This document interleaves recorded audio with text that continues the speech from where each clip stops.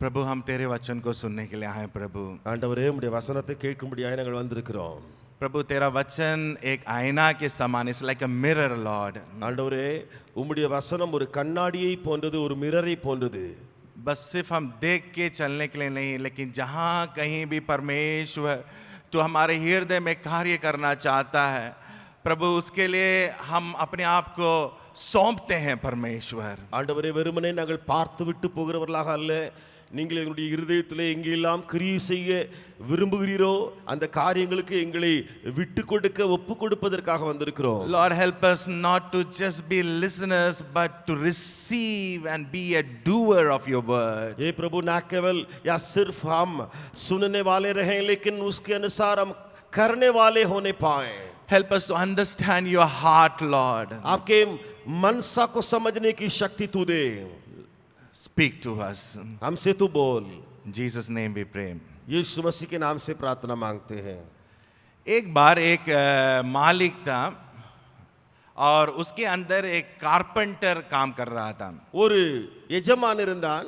அந்த எஜமானுக்கு கீழே ஒரு கார்பெண்டர் வேலை செய்து கொண்டிருந்தார். और वो वुडन हाउसेस, लकड़ी के घर को बनाने में वो क्षमता रखता था, वो बहुत स्पेशलिस्ट था. அந்த தச்சன் அல்லது அந்த கார்பெண்டர் இருக்கிறானே, அவன் அந்த பலகையினாலே கட்டைகளினாலே வீடு கட்டுவதிலே மிகவும் தேர்ச்சி பெற்றவனாக இருந்தான். அவனுக்கு நன்றாய் அதை குறித்து தெரியும். वो काफी सुंदर तरीका से घर बनाने वाला था. அவன் அழகாக அந்த பலகைகளினாலே வீடு உண்டாக்குவதிலே தேர்ச்சி பெற்றவனாக இருந்தான். और लगातार कई सालों से वो उस काम को कर रहा था. मालिक भी उससे बहुत प्रसन्न था और उसका बिजनेस बढ़ते गया.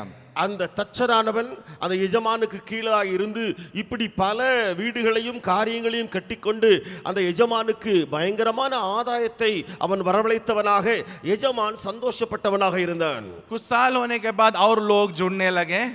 இப்படி எல்லா காரியம் வளர்ந்து பெறுகிற வேளையிலே இன்னும் சிலர் அங்கோ அவர்களோடு கூட இணைந்தார்கள்.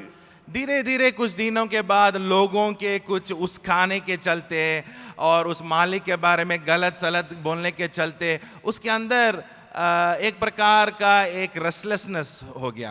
ஆனால் சில காலங்கள் கழிந்த பின்பு அந்த வந்த நபர்கள் எஜமானனை குறித்து, ஓனரை குறித்து பலதரப்பட்ட பேச்சை பேசினார்கள்.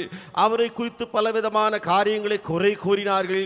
இது நிமித்தமாக இந்த தச்சனுக்குள்ளே, கார்பெண்டருக்குள்ளே ஒரு மோசமான, ஒரு தவறான, ஒரு சோர்வான காரியம் உண்டாயிற்று. और जिस प्रकार उत्साह से वो काम करता था उसका उत्साहपन वो कम होने लगा. वो ऐसे करने लगा और मन में बैठा लिया कि हम मालिक को छोड़ के चले जाएंगे. இப்பொழுது அந்த தச்சன் அல்லது அந்த கார்பெண்டர் சோர்வுற்றவனாய், அவர் எவ்வளவு உற்சாகமாய் வேலை செய்து வந்தானோ அந்த உற்சாகத்தை கொஞ்சம் கொஞ்சமாய் இழந்து அவன் இப்படியாக யோசிக்க ஆரம்பித்தான், நான் இப்பொழுது என்னுடைய எஜமானனுக்கு கீழே இல்லாமல் நான் வேலையை விட்டு விடலாமே. और वो मालिक के पास गया, बोला मालिक आप हमको रेजिग्नेशन दे रहे हैं, हमको छोड़ दीजिए, हम जा रहे हैं करके. இப்பொழுது எஜமானனை பார்த்து அவன் சொன்னான், போய் எஜமானனே இப்பொழுது என்னை விட்டுவிடும், நான் என்னுடைய வேலையை ராஜினாமா செய்கிறேன் என்று சொல்லி சொன்னான். तो मालिक बोलने लगा, अरे तुम तो मेरा बेस्ट स्किल्ड वर्कर है, तुम इतना सुंदर, इतना साल मेरे साथ था, लेकिन तुम क्यों छोड़ रहे हो करके बहुत उसको कन्विंस करने के लिए कोशिश किया. இப்பொழுது எஜமான் அந்த தச்சனை பார்த்து, நீ இவ்வளவு தேர்ச்சி பெற்றவன், எனக்கு பிரியமானவன், நன்றாய் வேலைகளை செய்து கொண்டு இப்படியாக வந்து கொண்டு இருந்தாயே, ஏன் இப்படி விட்டு விடுகிறாய் என்று சொல்லி அவனை ஆறுதல் படுத்தி விட வேண்டாம் என்று சொல்லி சொன்னான். तो वो सुनने के लिए तैयार नहीं था. तो मालिक ने एक बात को उसे कहा. அவன் கேட்க ஆயத்தமில்லாமல் இருந்த பொழுது அந்த எஜமான் அவனை பார்த்து ஒரு விஷயத்தை சொன்னான். जाने के पहले एक काम करके जाओ, मेरे लिए अब तक तुम जो घर बनाया है उससे भी अधिक, द बेस्ट, जो मास्टरपीस के समान एक अच्छा घर बनाओ. उसको जितना भी खर्च होगा और कितना भी पैसा लगेगा वो सब कुछ हम देने के लिए तैयार हैं. அந்த எஜமான் சொன்னான், இதுவரைக்கும் நீ எனக்கு எவ்வளவோ வீடுகளை கட்டி கொடுத்திருக்கிறாயே, இப்பொழுது எல்லாவற்றை காட்டிலும் மிக சிறந்ததான, நலமான, உயர்ந்ததான, அருமையான வீடை ஒன்றை கட்டி கொடுத்து விடு. அதற்கு நான் எவ்வளவு காரியங்கள் செலவழிய வேண்டுமோ, எவ்வளவு பணம் தேவையோ அந்த பணத்தை அந்த வீட்டுக்காக நான் கொடுக்க ஆயத்தமாயிருக்கிறேன் என்று சொன்னான். फिर भी वो कारपेंटर को उतना मन नहीं है, वो छोड़ने के लिए ही मन था, लेकिन उसके बहुत दबाव के चलते ठीक है हम करते हैं करके वो जाके बनाने लगा. அந்த காரியத்தை கேட்ட பின்பும் அந்த தச்சனுக்கு அந்த வேலையில இருப்பதற்கு விருப்பமில்லை. அவன் போவதற்குத்தான் மனதுடையவனாய் இருந்தாலும் சரி, இப்படி என்னுடைய எஜமான் கேட்டுக்கொள்கிறாரே, அவருக்கு ஒரு வீடு கட்டிக்கொடு என்று சொல்லி, ஆகையினாலே நானும் அதை ஆரம்பிக்கிறேன் என்று சொல்லி அதற்கு முன் வந்தான். तो उसने आधा मन से ऐसे तैसे लो क्वालिटी लकड़ी को लिया, इतना पूरा बेकार का एक प्लान को बनाया और लो क्वालिटी कांटी उंटी लेके कैसे तैसे तो जल्दी बना के खत्म कर दिया. அவன் என்ன செய்தான்? ஒரு தர குறைவான பலகைகள் எல்லாம் வாங்கினான், மிகவும் குறைவான விலையிலே காரியங்களை எல்லாம் சேர்த்தான். அது எப்படியோ அரைகுறையாக அந்த வேலையை மன விருப்பம் இல்லாதவனாக அந்த வீடை கட்டி முடித்தான். और जब जाके वो अपना उस घर का चाबी को मालिक को दिया, मालिक हम अपना घर को खत्म कर दिए, लीजिए आपका चाबी, हमको छोड़ दीजिए, हम चले जा रहे हैं. அப்பொழுது எஜமானனை பார்க்க போய் அந்த வீட்டினுடைய சாவியை எடுத்தவனாய் அந்த தச்சன் போய், ஐயா இது நான் கட்டியிருக்கிற வீடு, இதை வைத்துக் கொள்ளும் என்று சொல்லி அந்த எஜமானுடைய கையிலே அந்த சாவியை கொடுத்தான். अभी वो मालिक उस चाबी को लिया இப்பொழுது அந்த எஜமான் அந்த சாவியை வாங்கினார். और उसने कहा, देखो अभी तक से तुमने मेरे लिए कितना कुछ किया, लेकिन ये मेरे लिए एक तोहफा के समान है. मैं तुम्हारे लिए बेस्ट घर देना चाहा, इसलिए ये चाबी को मैं तुम्हारे लिए दे रहा हूं, ये घर तुम्हारे लिए है. அப்பொழுது அந்த எஜமான் சொன்னான், இவ்வளவு ஆண்டுகளாய் எனக்கு எவ்வளவோ வீடுகளை கட்டி கொடுத்திருக்கிறாய், நான் உனக்கு ஒரு பரிசு கொடுக்க விரும்பினேன். இப்பொழுது நீ ஒரு வீடை கட்டி இருக்கிறாயே, இந்த சாவி என்னுடைய கரத்தில் கொடுத்திருக்கிறாயே, இந்த வீடு உனக்காக, இந்த சாவி பரிசாக உனக்கே நான் தருகிறேன் என்று சொல்லி சாவியை கொடுத்தான். जब उस बात को उसने सुना, उसके अंदर एक बहुत बड़ा धक्का पहुंचा. அந்த செய்தியை கேட்ட உடனே அந்த மனிதனுக்குள்ள ஒரு பயங்கரமான துன்ப அதிர்ச்சி உண்டாயிற்று. अरे ये मालिक मुझसे इतना प्यार कर रहा था, लेकिन उसके साथ रह के भी उसके हृदय को मैं नहीं पहचान पाया. ஐயோ, என்னுடைய எஜமான் இவ்வளவா என்னோடு கூட இருந்தாரே, நானும் அவரோடு கூட இருந்தேனே, இருந்து அவருடைய இருதயத்துக்குள்ளே காணப்பட்டதை நான் உணராமல் போனேனே. मैं अपने मालिक को समझ नहीं पाया करके वो अंदर खूब रोने लगा. அவன் என்னுடைய எஜமானனை நான் உணராமல் போனேனே என்று சொல்லி உள்ளே அழுது கொண்டே இருந்தான். थोड़ा सोच के देखिए उसका हालत कैसे रहेगा ना. கொஞ்சம் யோசித்து பாருங்கள், இப்பொழுது நிலைமை என்னவாயிருந்திருக்கும்.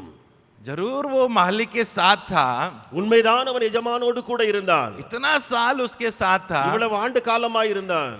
लेकिन मालिक के हृदय को वो समझ नहीं पाया. ஆனால் எஜமானனுடைய உள்ளத்தை அறியாமல் போனான். मेरे साथ खोलेंगे भजन संगीता उसका 95, என்னோடு கூட திறவுங்கள் சங்கீதங்களின் புத்தகம் அதனுடைய 95வது அதிகாரம். उसका 8, 9, 10 वचन को कोई हिंदी में पढ़ेंगे. அதனுடைய 8, 9, 10 வசனங்களை இந்தியிலே யாராவது வாசிக்கலாம்.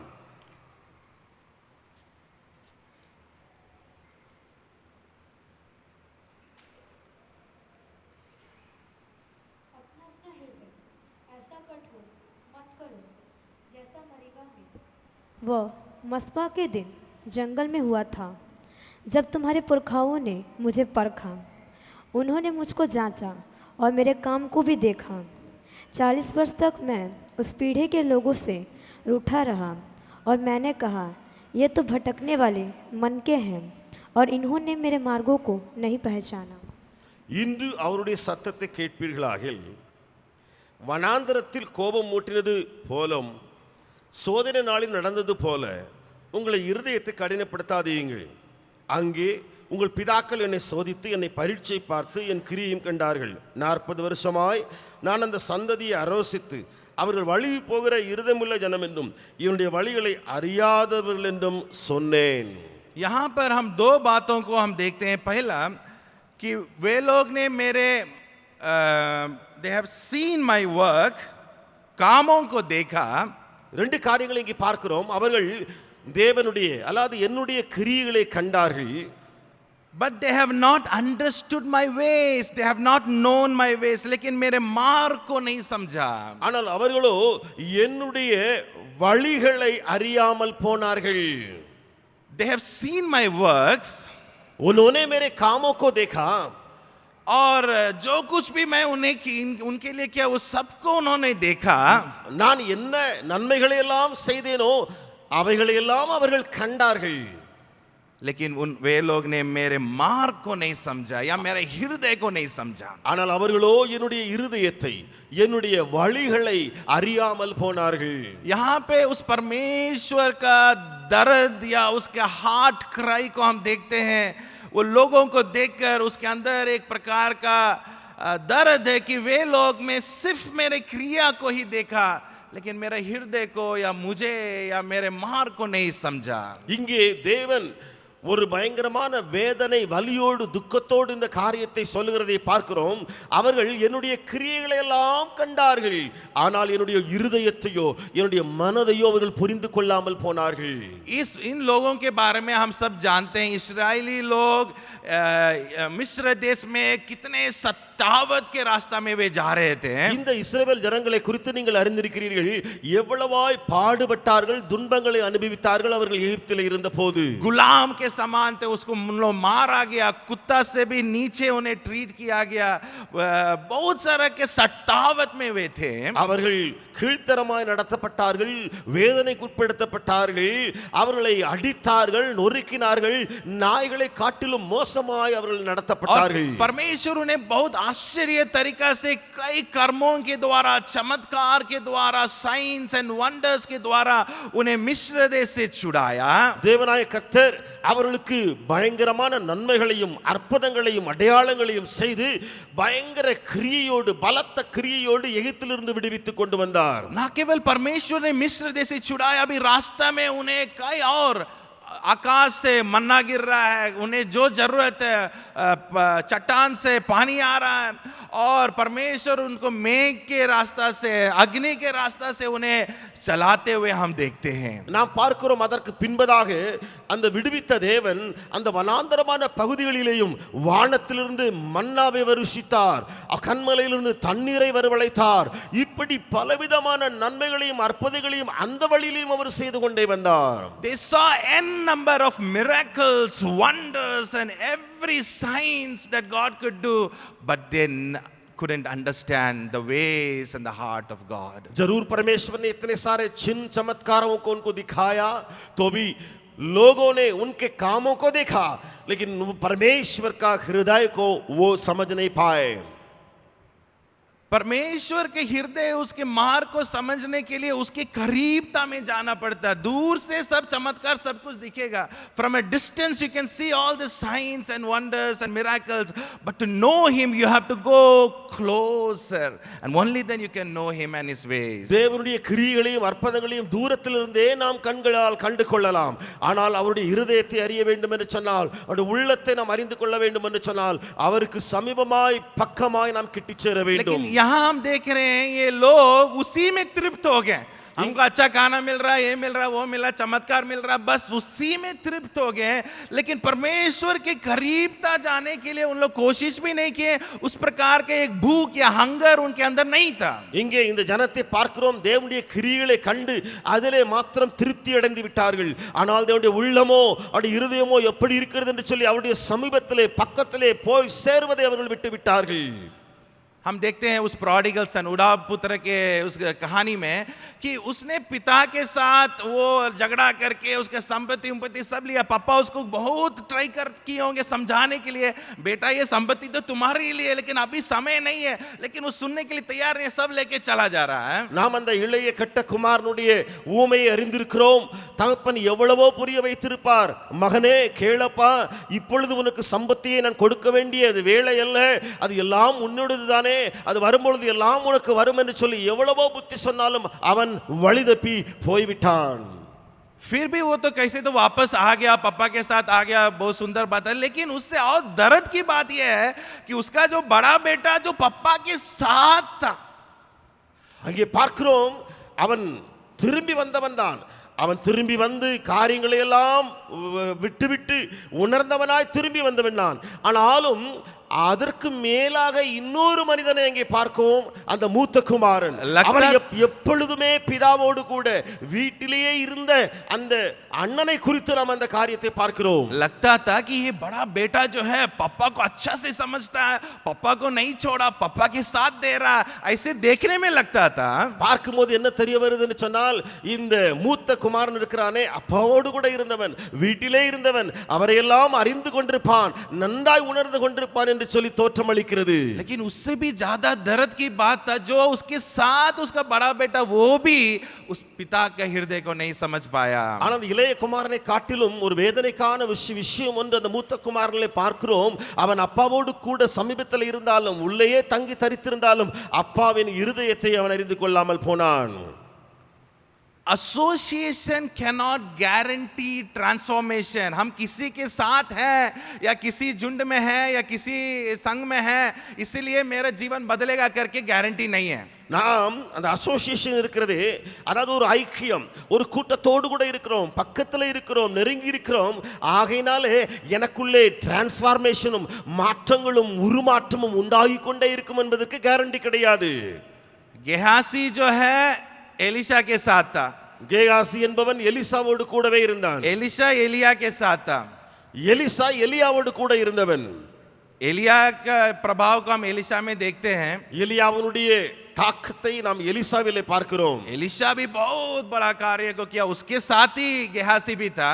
எலிசா பெரிய பெரிய காரியங்களை அவனும் செய்து வந்தான், அற்புதங்களை செய்து வந்தான், அவனோடு கூட தான் கேயாசியும் लेकिन இருந்தான். उसके साथ एसोसिएट होने के चलते वो अगला नहीं बना, वो शराब का कारण बन गया. ஆனால் கேயாசியை பாருங்கள், எலிசியாவோடு கூட இருந்தவன் தான், அவனு கூட போனவன் தான், அவனுடைய வேலைக்காரன் தான், ஆனாலும் அவன் ஒரு சாபத்துக்கு ஈடான ஒரு மகனாய் மாறி போனான். वैसे हम अब्राहम और लोत अब्राहम के साथ ही था लेकिन उसने समझ नहीं पाया, वो नहीं हो पाया एसोसिएट. நாம் ஆபிரகாமை பார்க்கிறோம், ஆபிரகாமோடு கூட லோத் இருந்தான், ஆனால் ஆபிரகாமுடைய காரியங்களோ, அவனுக்குள்ளே இருந்த அந்த ஏவேகமோ காரியமோ இந்த மனிதனாகிய லோத்துக்குள்ளே வந்து விடவில்லையே. तो इससे हम ये समझते हैं कि हम सिर्फ एसोसिएट होने के चलते मेरे जीवन बदलेगा नहीं, लेकिन मेरे अंदर एक भूख रहना चाहिए, एक हंगर, एक spiritual hunger. I need to know my God in a better way, I need to go close to him. उस प्रकार का एक भूख मेरे अंदर आना है. ஆகையினாலே நான் ஒரு ஏதோடு கூட ஒட்டி கொண்டிருக்கிறேன், யாரோ ஒரு நபரோடு கூட சேர்ந்து இருக்கிறேன் என்பதனாலே அந்த காரியத்தில் எனக்கு மாற்றம் உண்டாகாது. எனக்குள்ளே தாகமும் பசியும் அதிகரிப்பதனாலே அவரை போல, என் அப்பாவை போல, என் தகப்பனை போல நான் மாற வேண்டுமே என்ற வாஞ்சியும் தாகமும் தான் நம்மை கொண்டு சேர்க்கும். अगर भजन संगीता 40 को अगर आप निकालेंगे, நீங்கள் சங்கீத புத்தகம் 40வது அதிகாரத்தை திறந்தால் वहां पर हम पहले कुछ वचनों में हम देखते हैं वो परमेश्वर को धन्यवाद देता. परमेश्वर तूने मुझे कीचड़ से निकाला, तूने मुझे चट्टान पर खड़ा किया, मेरे मुंह में गाना को दिया, डर को हटाया, बहुत कुछ परमेश्वर को धन्यवाद दे रहा है. முதலாவது அங்கே பார்க்கிறோம், அங்கே ஆண்டவருக்கு மிகவுமாய் நன்றி சொல்லிக் கொண்டிருக்கிறான் அந்த தாவீது என்பவன். என்ன சொல்லுகிறான்? பயங்கரமான குழியிலும் முளையான சேற்றிலும் என்னை தூக்கி எடுத்தீரே, உம்மை துதிக்கிறேன். ஆண்டவரே என்னை காப்பாற்றினீரே, உம்மை துதிக்கிறேன் என்று சொல்லி அவன் அதிகாய் நன்றி சொல்லிக் கொண்டே இருக்கிறான். और जो कुछ भी परमेश्वर ने उसको किया, या जो कुछ भी चमत्कार को और मिराकल्स को जो कुछ भी उसने देखा, उसके लिए वो धन्यवादित है. எந்த அற்புதங்களை எல்லாம் இவன் கண்டானோ, அல்லது தேவனுடைய மகத்துவமான கிரியைகளை எல்லாம் இவன் ருசி பார்த்தானோ, எல்லாவற்றுக்காகவும் இவன் நன்றி சொல்லிக் கொண்டே இருக்கிறான். लेकिन वहां वो रुका नहीं. ஆனால் அங்கே அவன் நின்று போய் விடாமல், वहां पर छठा वचन में हम देखते हैं, அங்கே 6வது வசனத்தில் நாம் பார்க்கிறோம், परमेश्वर तू मेल बलि और अन्न बलि से तू प्रसन्न नहीं होता है. பலியையும் காணிக்கையும் நீர் விரும்பாமல். और 8वां वचन में प्रभु तेरी इच्छा को मैं जानने के लिए मैं चाहता हूं. 8வது வசனத்தில் தேவனே உமக்கு பிரியமானதை செய்ய நான் விரும்புகிறேன். और उसके आगे प्रभु तूने जो कुछ भी मुझे किया उसके मैं छिपा के नहीं रखना चाहता हूं, मैं सबों को मैं दिखाना चाहता हूं. திரும்ப 9வது வசனத்திலே மகா சபையிலே நீதியை பிரசங்கித்தேன், என் உதடுகளை மூடேன், கர்த்தாவே உமக்குடைய கிரியைகளை எல்லாம் நான் விவரிப்பேன். उसके आगे वचन को पढ़ने से देखते हैं उसके जीवन में परेशानी तो है, உண்மைதான். தொடர்ந்து வசனங்களை வாசித்து பாருங்கள். அவனுடைய வாழ்க்கையில கஷ்டங்களும் ப்ராப்ளம்ஸும் இருக்கிறது தான். लेकिन वो वहीं नहीं रुका. हे प्रभु धन्यवाद धन्यवाद, मेरे लिए ये किया, मेरे लिए वो किया, धन्यवाद प्रभु, मेरे लिए तेरे लिए मैं गवाही दूंगा. वहीं वो सीमित नहीं रहा. ஆனால் ஆண்டவரே உமக்கு நன்றி சொல்லுகிறேன் உம்மை துதிக்கிறேன் என்று சொல்லி அவன் அங்கேயே திருப்தியாய் நின்று விடவில்லை. लेकिन उसके ऊपर जाके परमेश्वर तू क्या चाहता है, तेरा हृदय का चाह क्या है, व्हाट डू यू डिजायर, और उसकी हृदय को जानने के लिए वो कोशिश करते हुए देखते हैं. அதையும் தாண்டி அடுத்த கட்டத்திலே ஆண்டவரே உம்முடைய இருதயத்தின் விருப்பத்தை என்ன, நீர் என்ன வைத்திருக்கிறீர் என்பதை இருதயத்தை அறியும்படியாக அவன் வந்து கொண்டிருக்கிறான். और ना केवल वो हृदय को जानता है और उसके अनुसार वो करता भी है. அவர் இருதயத்தை அறிந்து இருக்கிறது மாத்திரமல்ல, அதற்கு ஏற்றாற்போல் செய்யவும் அவர் முன் வருகிறார். पढ़ेंगे एक्सोडस 33 का 13 वचन और 15 वचन. एक्सोडस निर्गमन 33 अध्याय 13 और 15. யாத்ராகமம் 33 13 15.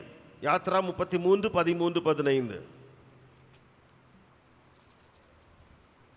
और अब यदि मुझ पर तेरे अनुग्रह की दृष्टि हो तो मुझे अपनी गति समझा दे, जिससे जब मैं तेरा ज्ञान पाऊँ तब तेरे अनुग्रह की दृष्टि मुझ पर बनी रहे. फिर यह भी ध्यान रख कि यह जाति तेरी प्रजा है. यहोवा ने कहा, मैं आप तेरे साथ चलूँगा और तुझे विश्राम दूंगा. உம்முடைய கண்களில் இப்பொழுது எனக்கு கிருபை கிடைத்தாதானால் நான் உம்மை அறிவதற்கும் உம்முடைய கண்களில் எனக்கு கிருபை கிடைப்பதற்கும் உம்முடைய வழியை எனக்கு அறிவியும். இந்த ஜாதி உம்முடைய ஜனம் என்று நினைத்தருளும் என்றான். 15வது வசனத்திலே அப்பொழுது அவன் அவரை நோக்கி, உம்முடைய சமூகம் என்னோட கூட செல்லாமல் போனால் எங்களை விடத்திலிருந்து எடுத்துக்கொண்டு போகாதிரும் ஆண்டவரே.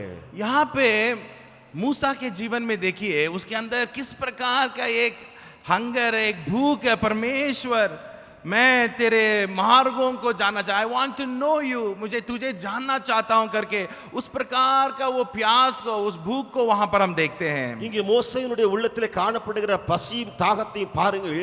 ஆண்டவரே உம்மை நான் அறிய விரும்புகிறேன், உம்மை நான் பார்க்க விரும்புகிறேன், உம்முடைய காரியத்தை நான் இன்னும் கேள்விப்பட விரும்புகிறேன். जरूर परमेश्वर ने एक जिम्मेदारी को दिया और उसको पहुंचने के लिए सारे बातों को दिखाया, कानान में लोगों को ले जाना है, वो सब ठीक है. लेकिन उससे भी, उसके टास्क, उसके रिस्पॉन्सिबिलिटी से भी अधिक वो क्या चाह रहा है कि प्रभु तू मेरे साथ रहना है और तुझे और जानना है. वो उसका तड़प को हम देखते हैं. இது உண்மைதான். அந்த கானானுக்கு கிடைத்த காரியங்களை எல்லாம் தேவன் அவனுக்கு காண்பித்தார். கானான் தேசத்துக்குரிய காரியங்களை எல்லாம் மோசே நன்றாய் அறிந்து கொண்டான். ஆனால் அந்த கானான் தேசத்தின் செழிப்பு, அதனுடைய காரியங்கள் எல்லாவற்றை காட்டிலும் அவனுடைய உள்ளம் வாஞ்சிக்கிறது என்னவென்று சொன்னால், ஆண்டவரே நான் உம்மை அறியட்டும், உம்முடைய சமூகத்தை நான் பார்க்கட்டும், நீர் எனக்கு வேண்டும் என்று சொல்லி இருதயத்துக்கு கிடைத்த காரியங்களை அவன் பேசிக் கொண்டிருக்கிறான். Many times my task or my responsibility or my work gets more importance than in knowing him better.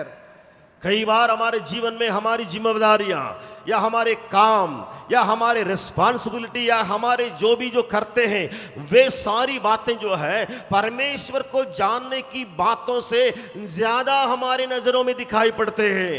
जरूर काम इंपॉर्टेंट है, रिस्पॉन्सिबिलिटी इंपॉर्टेंट है, लेकिन जब हम उसे और बेहतरीन तरीका से समझने की करीबता में जाएंगे तब हमारे काम और हमारे रिस्पॉन्सिबिलिटी में और बेहतरीन तरीका से करने के लिए परमेश्वर हमें मदद करता है. உண்மைதான், நமக்கு வேலை அதிகமான வேலையா இருக்கலாம், நம்முடைய ரெஸ்பான்சிபிலிட்டிஸ் பொறுப்புகள் எல்லாம் அதிகமாக இருக்கலாம்.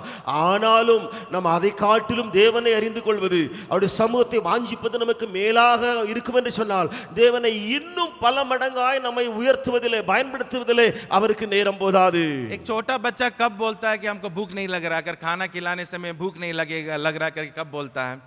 அதாவது ஒரு சின்ன பிள்ளை எடுத்துக்கொள்ளுங்கள். அவனுக்கு எப்போ அவன் சொல்லுவான் எனக்கு பசி எடுக்குது, அவனுக்கு சாப்பாடு ஊட்டும் பொழுது எப்போ அவன் சொல்லுவான் எனக்கு பசி எடுக்குது சொல்லி? एक काम हो सकता है, ஒருவேளை இப்படி இருக்கலாம், वो कुछ जंक फूड आलतू फालतू खा के पेट को भर दिया होगा. அவன் ஜங்க் ஃபுட் இருக்கிறதே எதையாவது இங்க விக்கிற அதையெல்லாம் சாப்பிட்டுட்டு வயிறை நிரப்பி வச்சிருப்பான். या उसका तबीयत खराब होगा, बीमार होगा. அல்லது அவன் வியாதியஸ்தனா இருப்பான், ஏதோ ஒரு காரியத்தினால சுகவீனமா இருக்கும் அந்த பிள்ளை. अगर वो तंदुरुस्त है, खेल रहा है, अच्छे से कूद रहा, दौड़ रहा, सब कुछ काम को ठीक ठाक कर रहा है, तो उसको भूख आएगा और अच्छा से वो खाएगा। ஒருவேளை அந்த பிள்ளை நல்ல சுகமா இருக்கும், ஓடுறான் விளையாடுறான் எல்லாம் செய்யறான்னு சொன்னா அவனுக்கு ஆட்டோமேட்டிக்காக பசி எடுக்கும், அவன் கொடுப்பதை அவன் சாப்பிட்டு விடுவான். इसी प्रकार हमारे आत्मिक जीवन में भी कई बार हम आलतू फालतू बातों को हमारे जीवन में भरने के कारण या हमारे अंदर कुछ स्पिरिचुअली कुछ बीमारी होने के कारण कभी कभी हमें परमेश्वर को जानने का भूख कम हो जाता है और खत्म भी हो जाता है। இப்படியே நம்முடைய வாழ்க்கையிலும் கூட தேவையில்லாத காரியங்களை எல்லாம் நம்முடைய செவிகளிலும் இருதயத்திலும் நிரப்பி வைத்திருப்பதனாலே, அப்படியே ஆவிக்குரிய வியாதி ஏதோ ஒன்று நம்மை தாக்கி இருப்பதினாலே நமக்கு பசி எடுக்காமலேயே இருந்திருக்கும் தேவனை அறிந்து கொள்வதற்கு. क्या आज हम अपने हृदय को जांचने समय हम ये बोल सकते हैं कि हाँ, मैं परमेश्वर को जानने के लिए अभी भी उसी भूख के साथ हूँ जैसे मैं मेरे जीवन में मैं उद्धार को जब प्राप्त करके आरंभ किया, उससे अधिक भूख मेरे अंदर है, मैं और परमेश्वर को जानने के लिए मैं कोशिश करता हूँ करके क्या हम बोल सकते हैं अपने बारे में? இன்றைக்கு நீங்களும் நானும் இப்படி சொல்ல முடியுமா நம்மை குறித்து? நான் ரட்சிக்கப்பட்ட நாளிலே எவ்வளவு அவரை அறிய வேண்டும் பார்க்க வேண்டும் என்று சொல்லி பசி தாகமுடையவனாய் இருந்தேனோ அதை காட்டிலும் இன்றைக்கு அதிகமான பசியும் தாகமுடையவனாய் இருக்கிறேன், அவரை பார்ப்பதற்கும் அவருடைய பிரசன்னத்தை அறிவதற்கும் அவரை உணர்ந்து கொள்வதற்கும். और जब ये भूख रहता तभी परमेश्वर भी अपना रास्ता को मार्ग को प्रकट करता है. நமக்குள்ள இந்த பசி இருக்கும் பொழுதுதான் தேவனும் தன்னுடைய வழிகளை நமக்கு தெரிவித்து காண்பிக்கிறார். इसलिए भजन संगीता 103:7 में कहता है कि परमेश्वर ने मूसा को अपने मार्ग को दिखाया. சங்கீதம் 103:7 நாம் வாசிக்கிறோம், தேவனாய கர்த்தர் மோசேக்கு தன்னுடைய வழியை தெரிவித்தார். सो क्या हमारे अंदर उस प्रकार भूख है? அப்படிப்பட்ட ஒரு பசி நமக்குள்ளே காணப்படுகிறதா? जरूर हम सब किसी प्रकार के चमत्कार को हमारे जीवन में देखने के चलते हम परमेश्वर को ग्रहण किए, उद्धार को प्राप्त किए, उसमें कोई गलती இதில் नहीं எந்த है. சந்தேகமும் இல்லை. ஒருவேளை நம்மில் அநேகர் ஏதோ ஒரு அற்புதங்களை கண்டு தேவனுடைய ரட்சிப்பை பெற்று அவரிலே நாம் கூடி வந்திருக்கிறது உண்மைதான். हम सबके गवाही ऐसे हो सकता है. எல்லாருடைய சாட்சியும் இப்படித்தான் இருக்க முடியும். परमेश्वर ने इस चीज को मेरे कार्य में किया, ஓ கர்த்தர் எனக்கு இந்த நன்மையை செய்தார். लेकिन परमेश्वर चाहता है कि वहीं नहीं रुक जाए परंतु आगे बढ़ें. ஆனா தேவன் விரும்புகிறார் அங்கே நீ நின்று விடாதே, தொடர்ந்து முன்னேறி செல்லு. पढ़ेंगे पहला यूहन्ना 2 अध्याय उसका 12 से 14 तक. வாசிக்கலாம். 1 யோவான் 2வது அதிகாரம் 12 இருந்து 14 வரைக்கும்.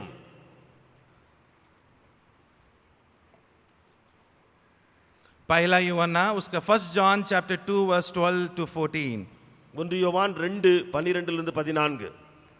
हे बालकों, मैं तुम्हें इसलिए लिखता हूँ कि उसके नाम से तुम्हारे पाप क्षमा हुए हैं। हे पितरों, मैं तुम्हें इसलिए लिखता हूँ कि जो आदि से है तुम उसे जानते हो। हे जवानों, मैं तुम्हें इसलिए लिखता हूँ कि तुमने उस दुष्ट पर जय पाई है। हे लड़कों, मैंने तुम्हें इसलिए लिखा है कि तुम पिता को जान गए हो। பிள்ளைகளே, அவருடைய நாமத்து நிமித்தம் உங்கள் பாவங்கள் மன்னிக்கப்பட்டிருக்கிறதுனால் உங்களுக்கு எழுதுகிறேன். பிதாக்களே, ஆதி முதலாய் இருக்கிறவரை நீங்கள் அறிந்திருக்கிறதுனால் உங்களுக்கு எழுதுகிறேன். வாலிபரே, பொல்லாங்கனை நீங்கள் ஜெயித்தபடியினால் உங்களுக்கு எழுதுகிறேன். பிள்ளைகளே, நீங்கள் பிதாவை அறிந்திருக்கிறபடியினால் உங்களுக்கு எழுதுகிறேன். பிதாக்களே, ஆதி முதல் இருக்கிறவரை நீங்கள் அறிந்திருக்கிறதுனாலே உங்களுக்கு எழுதுகிறேன். வாலிபரே, நீங்கள் பலவான்களாய் இருக்கிறதுனாலும் தேவ வசனம் உங்களில் நிலைத்திருக்கிறதுனாலும் நீங்கள் பொல்லாங்கனை ஜெயித்ததினாலும் உங்களுக்கு எழுதியிருக்கிறேன். यहाँ पे 3 लेवल को हम देख रहे हैं. இங்கே 3 விதமான காரியங்களை நாம் பார்க்கிறோம். एक चिल्ड्रन या चाइल्ड लेवल, उसके बाद एक यंग यूथ लेवल, उसके बाद एक फादर लेवल. அந்த நிலையை பாருங்கள், அந்த லெவலை பாருங்கள். பிள்ளைகள், அதற்கு பின்பு வாலிபர்கள், அதற்கு பின்பு பிதாக்கள் என்று சொல்லி வருகிறது. और एक चाइल्ड लेवल से कुछ परमेश्वर अपेक्षा नहीं करता, बस हम जब अपने पाप का अंगीकार करके स्वीकार करके परमेश्वर ग्रहण करते हैं, वो अपने बच्चों के समान, अपने पुत्र के समान वो हमें बनाता है. We are becoming his children. பிள்ளைகளிடத்தில் ரொம்ப எதிர்பார்ப்பு இல்லை. அவர்கள் அந்த பிதாவை அறிந்திருக்கிறார்கள், அவர்கள் பிதாவினுடைய பிள்ளைகளாக இருக்கிறார்கள் என்று சொல்லி பாவங்கள் மன்னிக்கப்பட்டிருக்கிறது சொல்லி நிறுத்தப்பட்டிருக்கிறது. लेकिन वो चाइल्ड लेवल से यूथ लेवल जाने के लिए कुछ कंडीशन है. ஆனால் அந்த பிள்ளையுடைய ஸ்தரத்திலிருந்து வாலிபருடைய ஸ்தரத்துக்கு போவதற்கு இன்னும் ஒரு கண்டிஷன் போடப்பட்டிருக்கிறது. वहाँ लिखा हुआ तुम स्ट्रांग हो, यूथ यू आर स्ट्रांग. அங்கே எழுதப்பட்டிருக்கிறது, நீங்கள் பலவான்களாயிருக்கிறீர்கள். And you have overcome the evil one. दुष्ट को तूने जय प्राप्त किया. வாலிபரே, பொல்லாங்கனை துன்மார்க்கனை நீங்கள் ஜெயித்திருக்கிறதுனாலே. और तीसरा जो फादर लेवल को जो कहा गया है, அதற்கு பின்பு அடுத்த வசனத்திலே பிதாவுடைய பிதாக்களை குறித்து போடப்பட்டிருக்கிறது. उसमें लिखा गया है कि बिकॉज यू नो हिम, क्योंकि तू परमेश्वर को जानता है, यू नो हिम. ஆதி முதலா இருக்கிறவரை நீங்கள் அறிந்திருக்கிறதுனால என்று சொல்லப்பட்டிருக்கிறது. हालेलुया. ஹalleluya. तो हम परमेश्वर चाहता है कि हम अपने आत्मिक जीवन में बढ़ते रहे. हम एक बच्चे के लेवल में नहीं, लेकिन आत्मिक भोजन को खा के उसमें बढ़ोतरी होके एक जवान के रूप में ओवरकम करने वाले स्ट्रांग. हम देखते हैं blessed are the peace maker for they will be called the sons of God. एक पीस मेकर के समान करने के कारण हम, और उसके बाद परमेश्वर की जानकारी में और बढ़ोतरी होते होते जब हम जाते हैं एक फादर लेवल में हम पहुंचते हैं. ஆகையினாலே நாமும் இந்த நிலைகளை எல்லாம் தாண்டி தாண்டி சொல்ல வேண்டும். நாம் பிள்ளைகளுடைய நிலையிலே நாம் இருந்து விடாமல், நம் தேவனை அறிந்திருக்கிறோம் அல்லது தேவனுடைய பிள்ளைகளாக இருக்கிறோம் என்று இருந்து விடாமல், நாம் எப்படி சமாதானம் பண்ணுகிறவர்கள் தேவனுடைய புத்திரராக இருக்கிறார்கள் என்று சொல்லி அடுத்த லெவலுக்கு வந்து, வாலிபனே நீ ஜெயித்திருக்கிறாய், நீ பொல்லாங்கனை ஜெயித்திருக்கிறார் என்று சொல்லி அந்த லெவலுக்கு வந்து, அதற்கு பின்பு ஆதி முதலாக இருக்கிற பிதாவை நான் நன்றாய் அறிந்திருக்கிறேன் என்று சொல்லி பிதாக்களுடைய இடத்துக்கும் நான் வர வேண்டியதாக இருக்கிறது. क्योंकि जब तक हम परमेश्वर को सही तरीका से उसे पहचानेंगे नहीं, उसके मार्ग, उसके हृदय को नहीं समझेंगे, हम अपने संकट, परेशानी, क्लेश उसको हम सामना नहीं कर पाएंगे. ஆகையினால எதுவரைக்கும் நாம் தேவனை நன்றாக எவ்வளவாய் அறிய வேண்டுமோ அவ்வளவாய் அறியாமல் இருக்கிறோமோ, அதுவரைக்கும் நமக்கு வருகிற துக்கமோ பாடுகளோ தோல்விகளோ அதை சரியான முறையில் மேற்கொள்ள முடியாமல் தோற்று போவோம். अय्यूब के जीवन में देखते हैं, उसके जीवन में इतना संकट, इतना पर्सनल प्रॉब्लम है, लेकिन उसकी पत्नी को देख के वो बोल रहे परमेश्वर को तुम श्रापित दे के मर जाओ. और लेकिन ये परमेश्वर ने दिया, परमेश्वर ने लिया, सारे महिमा उसको करके स्तुति कर रहा. யோபுவை பாருங்கள், யோபுவுக்கும் அவருடைய மனைவிக்கும் உள்ள வித்தியாசத்தை பாருங்கள். யோபு எல்லாவற்றையும் இழந்தான், அவனுடைய வியாதிப்பட்டு கிடந்தான்.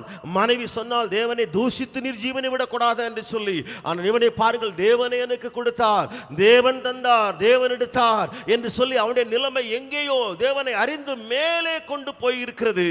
Job's wife just saw the works of God, but Job, he knew the heart and the ways of God. अय्यूब की पत्नी सिर्फ परमेश्वर के कामों को देखी, परमेश्वर के क्रियाओं को उसने देखा, लेकिन अय्यूब को देखिए परमेश्वर के न केवल कामों को उसने देखा, परमेश्वर के हृदय मन को भली भांति वो जाना. जब संकट आएगा तभी पता चलेगा हम सिर्फ देख के एंजॉय करने वाला क्राउड में है या उसके करीबता में हम पहुंचे हैं. பாடுகளும் துக்கமும் வரும்பொழுதுதான் நாம் எந்த குரூப்ல இருக்கிறோம் என்று சொல்லி தெரிய வரும். நாம பார்த்து பார்த்து கிரியைகளை கண்டு சந்தோஷப்பட்டு போறவங்களா அல்லது தேவனை நன்றாய் அறிந்து வைத்து நாம் வாழ்க்கை நடத்துகிறோமா என்று சொல்லி அந்த குரூப் நமக்கு தெரிய வரும். एक छोटा सा घटना को जल्दी से हम मेडिटेट करके हम उनसे उसमें से कुछ बातों को समझेंगे, निकालेंगे. ஒரு சிறிய சம்பவத்தை நாம் வேதத்திலிருந்து மெடிடேட் பண்ண போகிறோம். அதிலிருந்து சொல்லப்பட்ட சில காரியங்களை வெகு விரைவாய் நாம் பார்த்து முடிக்க போகிறோம். मरकुस उसका दूसरा अध्याय को निकालेंगे. மார்க் இரண்டாவது அதிகாரத்தை திருப்புங்கள். दूसरा अध्याय. ओके, மார்க் இரண்டாவது அதிகாரத்துக்கு வாருங்கள். तो वहां पर हम देखते हैं कि दूसरा वचन को पढ़ेंगे. அங்கே பார்க்கலாம், இரண்டாவது வசனத்தை வாசிக்கலாம். फिर इतने लोग इकट्ठा हुए कि द्वार के पास भी जगह नहीं थी और वह उन्हें वचन सुना रहा था. உடனே வாசலுக்கு முன்னும் நிற்க இடம் போதாதபடிக்கு அநேகர் கூடி வந்தார்கள், அவர்களுக்கு வசனத்தை போதித்தார். अभी यहाँ पर हम देखते हैं जहां का भी यीशु जाता था वहां पे भीड़ इकट्ठा होता था. நாம் இங்கே பார்க்கிறோம், இயேசு எங்கெல்லாம் போனாரோ அங்கெல்லாம் கேள்விப்பட்டு ஜனங்கள் கூட்டம் கூட்டமாய் வந்தார்கள். और ये भीड़ तीन प्रकार के लोग इसमें रहते थे. அதிலே மூன்று விதமான கூட்டத்தார் இருந்தார்கள். एक झुंड क्या है, सिर्फ देखने के लिए क्या हो रहा है, क्या देख रहा है, बस देखने के लिए जाने वाला. ஒரு கூட்டம் வேடிக்கை பார்ப்பதற்கு, என்ன நடக்குது, என்ன நடக்க போகுதுன்னு பார்ப்பதற்கு. और एक झुंड जो है क्रिटिसाइज करने के लिए, परमेश्वर में दोष, यीशु के जीवन में दोष को ढूंढने के लिए, टट्टा उड़ाने के लिए एक झुंड रहता था. இரண்டாவது ஒரு கூட்டம் இயேசுவுக்கு பின்னால போயிட்டு அவர் மேல குற்றம் கண்டுபிடிப்பதற்காக ஒரு கூட்டம் போயிட்டு. और एक जो छोटा झुंड जो है वो परमेश्वर से प्यार करते थे और उसके रास्ता को, मार्ग को अपनाने के लिए अपने आप को सौंपने वाले झुंड. மூன்றாவது ஒரு கூட்டம் இயேசுவை நேசித்த ஒரு கூட்டம், அவர் சொல்லுகிற காரியங்களை வாழ்க்கையில கடைபிடிக்க வேண்டும் என்று சொல்லி நோக்கத்தோடு போன ஒரு கூட்டம். यहाँ पर हम देखते हैं, यहाँ इस घटना में 4 व्यक्ति हैं.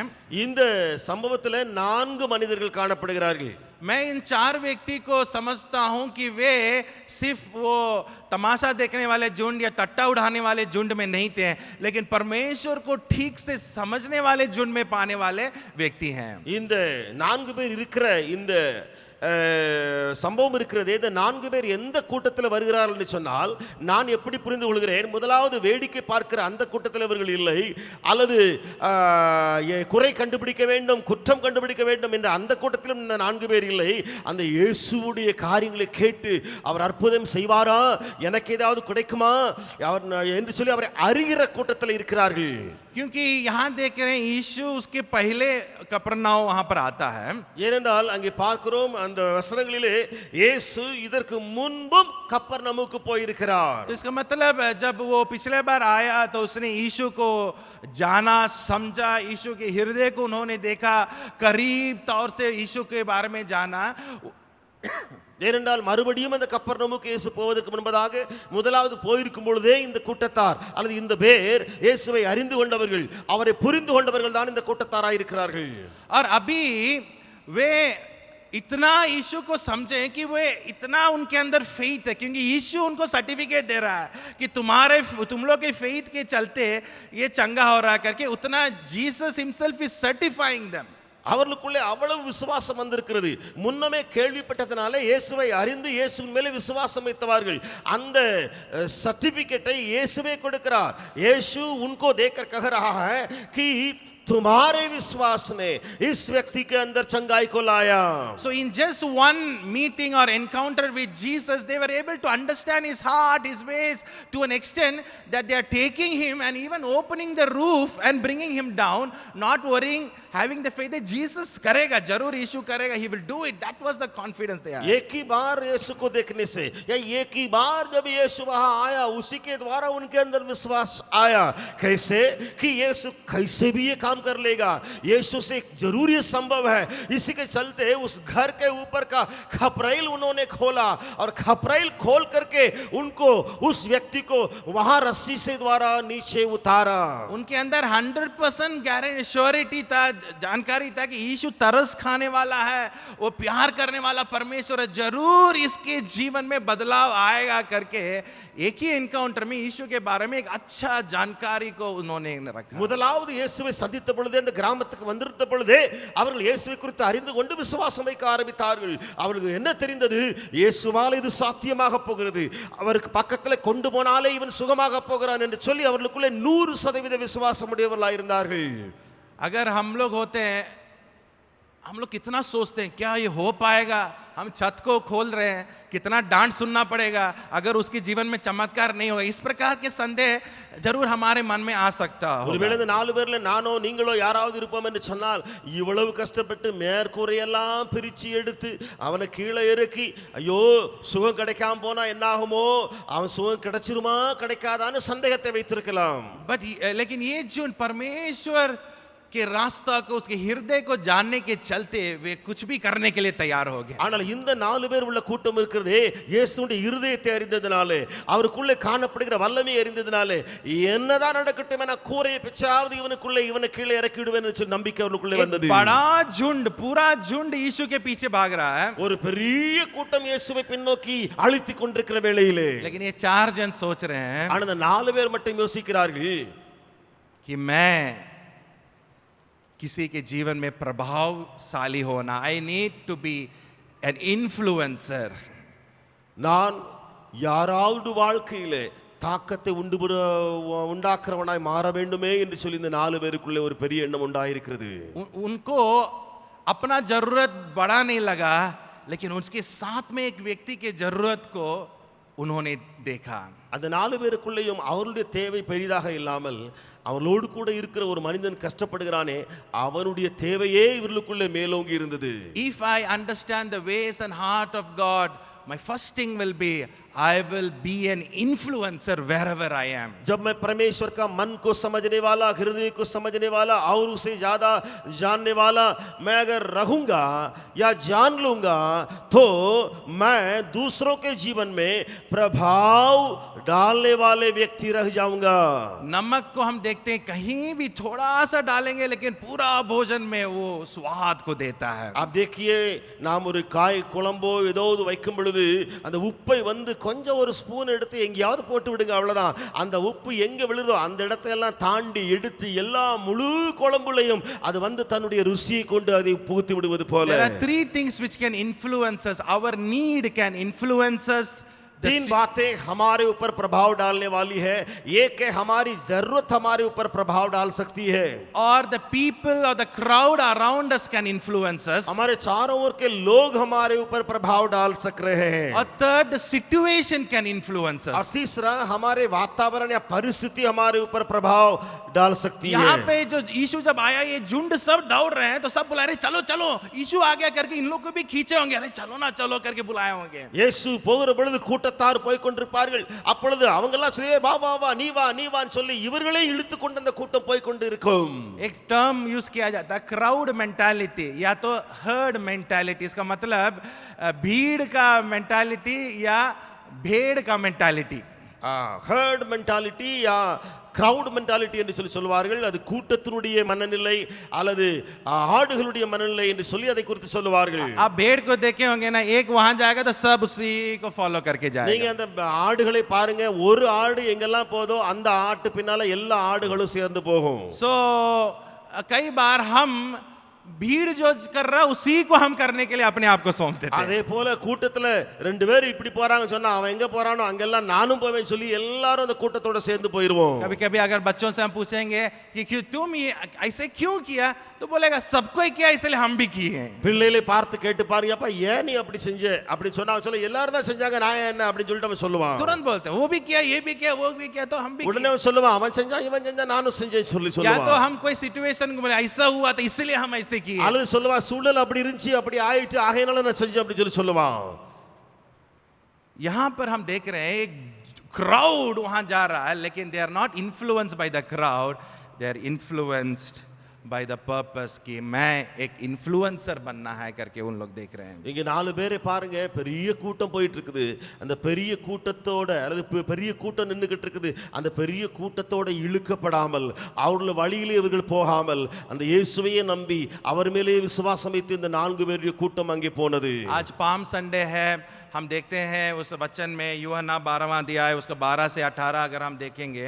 இன்றைக்கு பாம் சண்டையா இருக்கிறது. யோவான் 12வது அதிகாரத்தில் 12ஆம் வசனத்திலிருந்து 18ஆம் வசனம் வரைக்கும் காரியங்களை நீங்கள் வாசித்து பார்க்கலாம். वहां पर एक बड़ा झुंड यीशु को होसाना होसाना करके तारीफ कर रहा है. அங்கே ஒரு பெரிய கூட்டம் இயேசுவை நோக்கி ஓசன்னா ஓசன்னா என்று சொல்லி அவர்கள் ஸ்தோத்திர பாடலை பாடினார்கள். यहाँ पे लिखा हुआ द क्राउड 17 और 18 वचन में the crowd that had been with him when he called Lazarus out of the tomb and raised him from the dead continued to bear witness. The reason why the crowd went to meet him was that they heard that he had done this sign. 17-18 வசனங்களில் இப்படியா எழுதப்பட்டிருக்கிறது. அன்றியும் அவருடனே கூட இருந்த ஜனங்கள் அவர் லாசருவை கல்லிலிருந்து வெளியே வரவழைத்து அவனை உயிரோடு எழுப்பினார் என்று சாட்சி கொடுத்தார்கள். அப்படிப்பட்ட அற்புதத்தை அவர் செய்தார் என்று ஜனங்கள் கேள்விப்பட்டதினால் அவர்கள் அவருக்கு எதிர்கொண்டு போனார்கள். तो यहाँ पर एक बड़ा झुंड क्यों यीशु के पास आ रहा है? क्योंकि वो लोग सुने यीशु ने ऐसे चमत्कार किया, लाजर को ऐसे जिला, ये सब सुनने के कारण अभी यीशु के पीछे वो क्राउड आया. இங்க பெரிய கூட்டம் ஏன் இயேசுவை பின்பற்றிட்டு லாசருவை எழுப்பினார் என்று சொல்லி கேள்விப்பட்டு அவர் அப்படி செய்தார் கேள்விப்பட்டு பெரிய கூட்டம் பின்பற்றிட்டு. लेकिन आगे हम लगातार हम देखेंगे कि जब यीशु को क्रूस पे चढ़ाने के लिए जब बराबस को छोड़े या यीशु को छोड़े वहां पे एक बड़ा झुंड खड़ा है. फरीसी लोग हैं और लोग हैं और ये लोग हैं, ये झुंड है और इन लोग भी चिल्ला रहे हैं बराबस को छुड़ाओ, यीशु को क्रूसीफाई करो. அதே பெரிய கூட்டம், அங்கே ஒரு கூட்டம் இருக்கிறது. அந்த கூட்டத்துக்கு முன்பதாக ஒரு பெரிய காரியம் வைக்கப்படுகிறது. இயேசுவை சிலுவையில் அடைவதற்கு முன்பதாக அங்கே கேட்கிறான் அந்த ராஜா, பரபாசை விடுதலை செய்யட்டுமா இயேசுவை விடுதலை செய்யட்டுமா என்று சொல்லி. அங்கேயும் இந்த கூட்டம் தான் சொல்லுகிறது, பரபாசை விடுதலை செய்யும், இயேசுவை சிலுவையில் ஏறும் என்று சொல்லி சத்தமிடுகிறார்கள். जो व्यक्ति सिर्फ क्रिया को देख के वो संतुष्ट होता है, वो क्राउड के द्वारा इन्फ्लुएंस हो जाएगा. எந்த ஒரு மனிதன் கிரியை மட்டும் கண்டு அவன் இன்ஃப்ளூயன்ஸ் ஆகிறானோ, அவன் கிரவுட் அல்லது கூட்டம் போகிற அந்த கூட்டத்தின் மனநிலையே அடித்து கொண்டு போகப்படுவான். शाद्राक मेशक अबेदनगो के बारे में हम देखते हैं, वहां पे पूरा झुंड सब कॉम्प्रोमाइज किए हैं, डर के कारण सबको ही दंडवत कर रहे हैं, लेकिन वो कह रहे हैं कि परमेश्वर मुझे छुड़ाएगा, अगर नहीं भी छुड़ाएगा मैं दंडवत नहीं करूंगा, वो परमेश्वर है. சாத்ராக் மேஷாக் ஆபேத்நேகோ என்ற கூட்டத்தாரை பாருங்கள், எல்லாரும் இப்படி செய்கிறார்கள். அந்த மூன்று பேரும் வித்தியாசமானவர்களாக இருக்கிறார்கள். அவர்கள் சொல்கிறார்கள், தேவன் எங்களை விடுவித்தாலும் பரவாயில்லை, விடுவிக்காவிட்டாலும் பரவாயில்லை, நாங்கள் அப்படித்தான் இருப்போம் என்று சொல்லி அவர்கள் அங்கே அறிக்கை செய்தார்கள். सो यहाँ पर उस चार व्यक्ति के बारे में देख रहे हैं, they were not influenced by the crowd, they were not influenced by their need. वो कह सकते थे यीशु आया हमको और आशीष मिलेगा और हमको चमत्कार देखने को मिलेगा, हमको और चाहिए करके नहीं गए, लेकिन they were not influenced by the need of themselves, लेकिन दूसरों की नीड को वो देखने के चलते वो इन्फ्लुएंस कर रहे हैं. இந்த நான்கு பேர் நிறைந்த கூட்டத்தை பாருங்கள், அவர்கள் போகிற கூட்டத்தோடு கூட இழுத்துக் கொள்ளப்படாமல் அதோடு கூட தேவைகள் உண்டு, அந்த தேவைகள் எங்களுக்கு சந்திக்கப்பட்டு விடும் என்று சொல்லி அந்த தேவைகளை குறித்தும் அந்த இயேசுவினிடத்தில் போகாமல் இந்த மனிதனை வைத்து இவனுடைய காரியத்தை இயேசு செய்வார் என்று விசுவாசம் வைத்தவர்களாய், இயேசுவின் இருதயத்தை அறிந்தவர்களாய் இவர்கள் பின்னேக்கு आप செல்கிறார்கள். शायद स्कूल में पढ़ रहे होंगे या पढ़ा रहे होंगे, कॉलेज में होंगे, ऑफिस, गांव में, कहीं भी आप हो सकते हैं. कई बार हमारा जरूरत दबाव देने के, वो हमारा जरूरत हमको इन्फ्लुएंस करने के चलते हम दूसरों के जीवन में इन्फ्लुएंस नहीं कर पाते हैं. ஒருவேளை நீங்கள் கல்லூரியில் படித்துக் கொண்டிருக்கலாம், ஸ்கூல்ல படித்துக் கொண்டிருக்கலாம், எங்கேயாவது நீங்கள் காரியங்கள் செய்து கொண்டிருக்கலாம். ஆனால் நம்முடைய தேவைகள் நமக்கு பெரிதாக இருந்து அதனுடைய காரியத்தை நோக்கி இருக்கும் பொழுது நாம் பிறரை இன்ஃப்ளூயன்ஸ் பண்ண முடியாத இடத்துக்கு தள்ளப்பட்டு कभी விடுவோம். कभी क्लास में सबको ये कर रहा है करके हम भी जब उसमें जोड़ जाएंगे क्राउड मेंटालिटी में, वहां पर हम और दोस्तों के सामने एक नमूना के रूप में एक इन्फ्लुएंसर नहीं बन पाएंगे. அப்படியே நாமும் கூட ஒரு கிரவுட்ல அந்த கிரவுடோடு கூட அந்த காரியங்களை நாம் செய்வதற்கு அந்த கிரவுடோடு கூட நாம் இழுத்துக் கொள்ளுங்க போகிற வேளையிலே நாம் எந்த ஒரு இன்ஃப்ளூயன்ஸ் பண்ணக்கூடிய மற்றவர்களை நல்ல தாக்கத்தை உண்டு பண்ணவர்கள் ஒரு இடத்துக்கு நாம் வரவே முடியாது. कभी कभी हम सिचुएशन को ब्लेम करते हैं, वो ठीक नहीं है, ये ठीक नहीं है, वो ठीक नहीं है करके जब हम बोलते हैं तो हम इन्फ्लुएंस नहीं कर पाते हैं. சில நேரங்களில் சூழ்நிலையை பார்த்து குறை சொல்றோம், அது சரியில்லை, அவங்க சரியில்லை, இதெல்லாம் இப்படி இருக்கு, ஆகையினாலே நாம் தாக்கத்தை உண்டு பண்ணக்கூடிய அந்த இடத்தை விட்டு நாம் தூர தள்ளப்பட்டு வருகிறோம். इस वचन को पढ़ेंगे नहीं, लेकिन बाद में आप घर में पढ़ सकते हैं. फिलिपियन दूसरा अध्याय 2 से दूसरा अध्याय उसके 4 से 11 तक हम पढ़ेंगे. பிலிப்பியர் 2வது அதிகாரம் 4 से 11 வசனம் வரைக்கும் நீங்கள் வீட்டில் போய் வாசித்து பாருங்கள். तो वहां पर हम समझते हैं कि परमेश्वर के मन अगर हमारे अंदर है तब हम कैसे दूसरों की इन्फ्लुएंस कर सकते हैं. அப்பொழுது இங்கே பார்க்கிறோம், நாம் தேவனுடைய மனநிலை உடையவர்களாக இருந்தால், தேவனுடைய இருதயத்தை விருப்பத்தை அறியவர்களாக இருந்தால் பிறருக்கு இன்ஃப்ளூயன்ஸ் ஆக மாற முடியும் என்று और பார்க்க दूसरा முடிகிறது. बात को हम देखेंगे, இப்பொழுது இரண்டாவது காரியத்தை நாம் பார்த்து விடலாம். पढ़ेंगे चौथा वचन,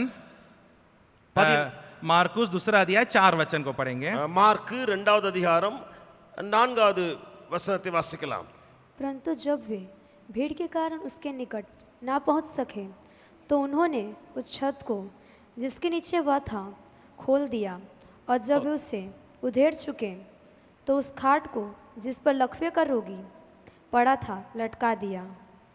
ஜனக்கூட்டத்தின் நிமித்தம் அவருக்கு சமீபமாய் சேரக்கூடாமல் அவர் இருந்த வீட்டின் மேற்கூரையை பிரித்து திறப்பாக்கி திமிர்வாதக்காரன் கிடக்கிற படுக்கையை இறக்கினார்கள். ओके, पहला प्रॉब्लम क्या है, हम क्यों इन्फ्लुएंस नहीं कर पाते हैं? क्योंकि हम सिचुएशन के चलते, लोगों के चलते, नीड के चलते, हम दबाव होने के चलते हम दूसरों को इन्फ्लुएंस नहीं कर पाते हैं. First problem. முதலாவது பிரச்சனை என்ன? கூட்டத்தின் நிமித்தமாக அல்லது நம்முடைய தேவைகள் மேலோங்கி இருப்பதனாலே நாம் பிறரை தாக்கத்துக்கு உண்டு பண்ணக்கூடிய இடத்துக்கு வர முடியாத ஒரு சூழ்நிலைக்கு தள்ளப்படுகிறோம். लेकिन दूसरा प्रॉब्लम ये, उसके अंदर उत्साह है, करना है, परमेश्वर के लिए करना है करके हम लोग लेके जाते हैं. இரண்டாவது உற்சாகம் இருக்கிறது, எப்படியாவது தேவனிடத்துல கூட்டி கொண்டு போக வேண்டும் என்று சொல்லி அழைத்து கொண்டு போகிறோம்.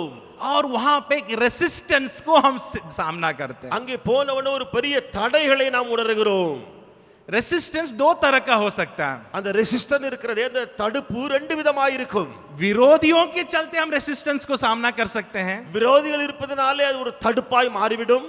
अपने लोगों के चलते भी हम रेसिस्टेंस को सामना कर सकते हैं. நம் சொந்த ஜனங்கள் நிமித்தமாக அந்த தடுப்பை நாம் உணர முடியும். यहाँ पे इस घटना में हम देखते हैं जो परमेश्वर के वचन को सुनने वाले अपने लोग ही रेसिस्ट कर रहे हैं. இங்கே பார்க்கிறோம் தேவனுடைய வசனத்தை கேட்கிறார்களே அந்த சொந்த தம் ஜனங்களே தடுப்பாய் மாறுகிறார்கள். तो हम एक टर्म है रेसिलियंस करके एक शब्द है इंजीनियरिंग टर्म है रेसिलियंस करके. ரெசிலியன்ஸ் என்று சொல்லி இன்ஜினியரிங்ல ஒரு டேர்ம் சொல்லுவார்கள். तो कई बार दो प्रकार का फ्रैक्चर को हम सामना कैसे मान लीजिए एक मेटल है, एक लोहा है या एक स्टेनलेस स्टील है, एक मेटल है. ரெண்டு விதமான ஃபிராக்சர்ஸ் ஜனங்கள் பார்க்கறாங்க இன்ஜினியரிங்ல. வைத்துக் கொள்ளுங்கள் ஒரு மெட்டல் இருக்கிறது. और मान लीजिए एक लोहा ये भी तो वो ब्रिटल फ्रैक्चर बोलते हैं. ब्रिटल फ्रैक्चर मतलब एक तनाव जब आ रहा ऐसे टूट जाएगा. அதாவது பிரிட்டில் ஃபிராக்சர் என்று சொல்வார்கள். அது ஒரு அழுத்தத்தின் நிமித்தமாக ஃபோர்ஸ் நிமித்தமாக அது அப்படி உடைந்து போகும். ठप तुरंत टूट जाएगा. அது உடனே உடைந்து போகும். थोड़ा हम रेसिस्टेंस दे रहे हैं, थोड़ा हम तनाव दे रहे हैं, एक स्ट्रेस को दे रहे हैं, கொஞ்சம் தான் ஸ்ட்ரெஸ் பண்றோம், கொஞ்சம் தான் அதுல சின்ன ஒரு தடை.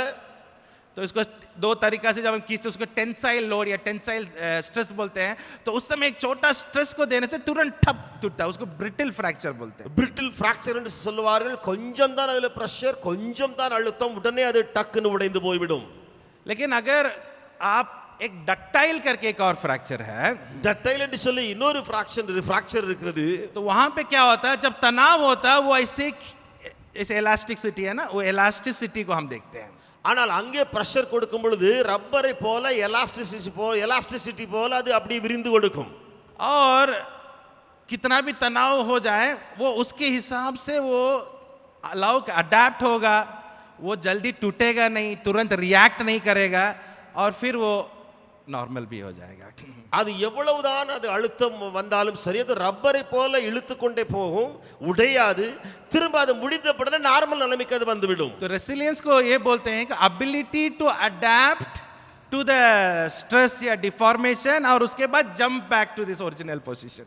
அதாவது இந்த ரெசிலியன்ஸ் சொல்லிக்கிற வேர்ட் யூஸ் பண்றாங்க எதுக்குன்னு சொன்னா அந்த ரெண்டாவது சொன்னேனே அது வருகிற அழுத்தத்துக்கு அடாப்ட் பண்ணிவிடும். அடாப்ட் பண்ணிவிட்டு இழுத்து விரிந்து கொடுத்து விட்டு திரும்ப அந்த ஒரிஜினல் ஸ்டேட்டஸ்க்கு அது வந்துவிடும்.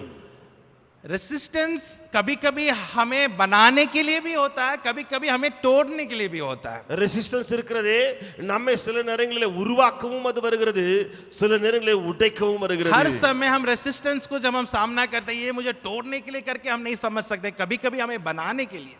ரெசிஸ்டன்ஸ் என்று சொல்லி எப்பொழுதுமே நினைத்து விடக்கூடாது என்னை உடைக்க என்னை நொறுக்க அப்படி என்று அல்ல, என்னை உருவாக்க அந்த காரியம் வருகிறது என்று நினைத்துக் जब கொள்ள हम வேண்டும். अपने आप को बनाने के लिए हम सौंपते हैं उस रेसिस्टेंस में, हम एक बहुमूल्य काम के लिए भी बना जा सकते हैं. நாம் அந்த ரெசிலியன்ஸ்ல நாம் நம்மை நாமே ஒப்பு கொடுக்கும் பொழுது வளைந்து கொடுக்கும் பொழுது ஒரு பெரிய வேலைக்கு உதவுவதற்காக நம்முடைய காரியங்கள் பிரயோஜனப்படும். सोना जो है, गोल्ड जो है वो सबसे अधिक डक्टाइल मटेरियल है मेटल में. இந்த மெட்டல் இருக்கிறதே அதில் அதிக திடத்தன்மை உள்ள மெட்டல் என்று சொல்லுவார்கள், அதை தங்கம் என்று சொல்லுவார்கள். अगर 1 ग्राम गोल्ड को लेके आप उसको मार मार के खींचेंगे 2 किलोमीटर लंबाई तक जाएगा. 1 கிலோகிராம் அந்த 1 கிராம் சாரி 1 கிராம் அந்த தங்கத்தை எடுத்து நீங்கள் அடித்து அடித்து அடித்து அது பேசுனீங்க சொன்னா 2 கிலோமீட்டர் தூரம் வரைக்கும் அது இழுத்து நூலை போல மாறிப்படும். देखिए गोल्ड का वैल्यू कितना है. ஆனா தங்கத்தினுடைய விலையை கொஞ்சம் பாருங்க எவ்வளவு உயர்ந்ததா இருக்கிறது.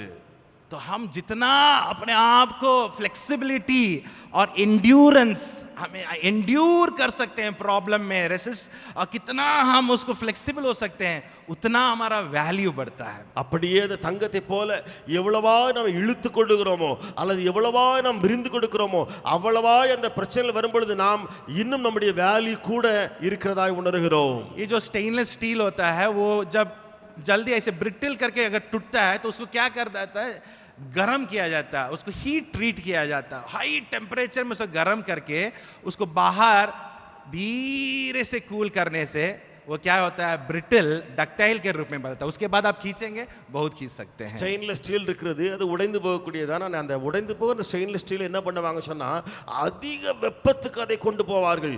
அதிக வெப்பமாய் கொண்டு வந்து மெதுவாய் அதை குளிரச் செய்து பொழுது அதற்குள்ளே அந்த இழுந்து கொடுக்கிற அந்த சக்தி இருக்கிறது கூடி இருக்கும். तभी स्टेनलेस स्टील को एक बड़ा मशीन में उसको यूज किया जाता है, एयरक्राफ्ट में, रॉकेट में हो या मैराइन में, हर जगह उसको यूज किया जाता है।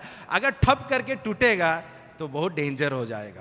அப்படிப்பட்ட அந்த ஸ்டெயின்லெஸ் ஸ்டீலை தான் அது ஏர்கிராஃப்டா இருக்கட்டும் அல்லது மெரைனா இருக்கட்டும் எங்கேயா இருக்கட்டும் அதை பயன்படுத்துவார்கள். இன்னைக்கு பாருங்க, அப்படி உடனே உடைந்து போகிற ஸ்டெயின்லெஸ் ஸ்டீலா இருந்தால் பெரிய ஆபத்தை கொண்டு வந்து விடக்கூடுமே. हमारे जीवन में जब हम रेसिस्टेंस को फेस करते हैं, हमारे अंदर उत्साह हो सकता है, पैशन हो सकता है, लेकिन कभी कभी रेसिस्टेंस जब हम फेस करते हैं, क्या हम तुरंत टूट जाते हैं, या हमारे अंदर उस फ्लेक्सिबिलिटी और अडेप्टेबिलिटी है? நம்முடைய வாழ்க்கையிலும் கூட நாம் கொஞ்சம் நம்மளை தொட்டவுடனே அல்லது அழுத்தம் வரும்பொழுது உடைந்து போகிறோமா, அல்லது நாம் இழுத்து கொடுக்கக்கூடிய அந்த ஃப்ளெக்சிபிலிட்டி இருக்கிறதே, அந்த ஒரு தன்மை நமக்குள்ளே அதிகமாக இருக்கிறதா? यहाँ पर हम देखते हैं जब उनके अंदर रेसिस्टेंस आया, वो रेसिस्टेंस को ध्यान नहीं दिए, वे क्रिएटिव बन गए। जहाँ रास्ता नहीं है वहाँ रास्ता खोलने के लिए उनके अंदर और क्रिएटिविटी बढ़ती இங்கே தடுப்பு வந்தது, ரெசிஸ்டன்ஸ் வந்தது, ஆனால் அவருடைய நிலைமையை பாருங்கள், அவர்களுக்குள்ளே கிரியேட்டிவ்னஸ் அதிகமாக இருந்தது. அவர்களுக்கு எங்கே வழி இல்லையோ அங்கே வழி உண்டாக்கக்கூடிய அளவுக்கு அவருடைய காரியங்கள் பெருகிற்று. पौलुस के जीवन में देखते हैं, उस इतना सतावट, इतना उसको परेशान करने के बावजूद भी वो बोलता है कि उसके जानकारी में बढ़ने के लिए मैं सब कुछ त्याग दे सकता हूं, because I want to know him करके वो कहता है। பவுலை பாருங்கள், அவருக்குள்ள இருக்கிற முதிர்ந்த நிலைமையை பாருங்கள், அவர் எங்கே வரை வந்து எப்படி சொல்கிறார் என்று சொல்லி, அவரை அறிகிற அறிவுக்காக நான் எல்லாவற்றையும் குப்பையுமாக எண்ணுகிறேன் என்று சொல்லி அவன் சொல்கிறார். और एफिसियों 1:15-17 में देखते हैं, वहां वो प्रार्थना भी करता है अपने लोगों के लिए, मैं प्रार्थना करता हूं कि आप लोग उसके जानकारी में बढ़े।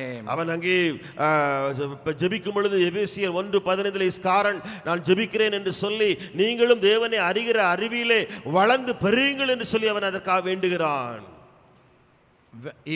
If I understand the heart and his ways of the Father, I will not be resistant but I will be resilient.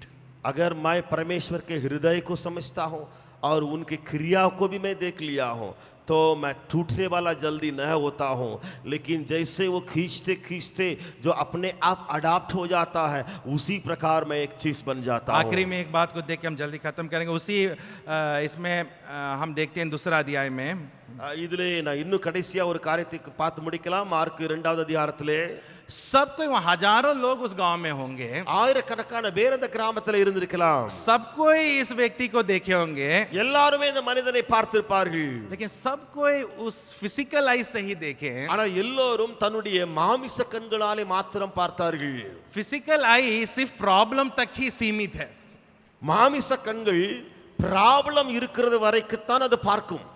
हो उसके अंदर बेचारा है, प्रॉब्लम हो गया कि बेचारा चल नहीं पाए, उतना ही वो फिजिकल आई उसको दिखाई देगा। அடேப்பா எவ்வளவு கஷ்டப்படுறான், இவனுக்குள்ள என்ன பிரச்சனை அப்படின்னு சொல்லி அந்த மாமிச கண்கள் அதை மட்டும் தான் பார்க்கும். लेकिन जब हम एक स्पिरिचुअल आई के साथ हम जब देखेंगे, ஆனால் ஆவிக்குரிய கண்களோடு கூட நாம் காரியங்களை ஜனங்களை பார்க்கும்போது हम उसका प्रॉब्लम तक सीमित नहीं होंगे, लेकिन परमेश्वर के उसके जीवन में जो पर्पस को रखा उसको हम देख पाएंगे। நாம் அந்த பிரச்சனையோடு கூட நம்முடைய கண்களை நிறுத்தாமல் ஆவிக்குரிய கண்களினாலே அதற்கு பின்னாலே தேவன் வைத்திருக்கிற ஒரு பெரிய திட்டம் அவனுக்குள்ள இருக்கிறதே, அதை வரைக்கும் நான் அறிந்து பார்க்க முடியும். यहाँ पर हम देखते हैं, इन्होंने उस प्रकार के नजरिया से उस व्यक्ति को देखने के चलते उसका पाप से उसको छुटकारा मिल रहा है, और वो एक उद्धार पाया हुआ, एक छुटकारा पाया हुआ व्यक्ति के रूप में खड़ा है। இந்த 4 பேரும் அப்படிப்பட்ட ஆவிக்குரிய கண்களினாலே பார்த்ததினாலே இந்த மனிதனுக்குள்ளே அந்த பாவத்திலிருந்து விடுதலை பெற்றவனாய் அவன் முழு சுதந்திரத்தோடு கூட ஆண்டவரை அறிந்தவனாய் போகிறான். पौलुस के जीवन में भी हम देखते हैं कई प्रकार के लोगों को, जब वे टूटे हुए हालत में थे, बिगड़े हुए हालत में थे, लेकिन पौलुस ने उनके जीवन में उनके बिगड़े हुए हालत को नहीं देखा, लेकिन आने वाले परमेश्वर का मकसद, ओनेसिमस एक उदाहरण है। ஒனேசிமுஸ் ஒரு உதாரணமாக இருக்கிறான் பவுலுடைய வாழ்க்கையிலே. பவுல் பார்க்கும் பொழுது அப்படிப்பட்ட ஜனங்களை, அவர்கள் உடைந்த நிலைமையை, நொறுங்கின நிலைமையை, அவர்களுக்குள்ள கஷ்டமான சூழ்நிலையை மாத்திரம் பவுல் பார்க்கவில்லை. लेकिन जब ओनेसिमस को पौल ने बनाया और उसको आने वाले दिनों में वो बड़ा बिशप के रूप में परमेश्वर के लिए एक बड़ा ये बहुमूल्य बर्तन के रूप में वो बदला। ஆனால் பவுலை பாருங்கள், கடைசியில் இந்த ஒனேசிமுஸ் ஒரு பெரிய பிஷப்பாக தேவனுக்காக பயன்படுத்தப்படுகிற ஒரு பெரிய பாத்திரமாக அவன் அங்கே உருவாக்கி விட்டு போனான். हमारे चारों तरफ कितने लोग हैं इस प्रकार के नीड के चलते हैं, நம்மை சுற்றி இப்படிப்பட்ட தேவை உள்ளவர்கள் எத்தனை பேர் இருக்கிறார்கள்? कितने लोग टूटे हुए हालत में हैं, எத்தனை பேர் நம்மை சுற்றி உடைந்த நிலைமையில कितने இருக்கிறார்கள்? लोग बिगड़े हुए हालत में हैं। எத்தனை பேர் முழுவதும் வழி தப்பி திரிந்து கொண்டிருக்கிறார்கள்? कई बार हमारे बिजी लाइफ में, बिजी शेड्यूल में हम उनके प्रॉब्लम को ही हम देख पाते हैं, लेकिन उनके जीवन में परमेश्वर जो मकसद को रखा उसको पहचान के उसको बनाने के लिए हम उस हद तक नहीं जा पाते हैं। நம்முடைய வாழ்க்கையில अनेक முறை நாம் அந்த ஜனங்களுக்குள்ளே காணப்படுகிற பிரச்சனைகளை பார்த்து நின்று விடுகிறோம். அதற்கு பின்னாலே அவர்களுக்கு தேவன் வைத்திருக்கிற திட்டம் நோக்கத்தை நாம் அறியாத அளவுக்கு நான் போய் விடுகிறோம். यहाँ पर हम देखते हैं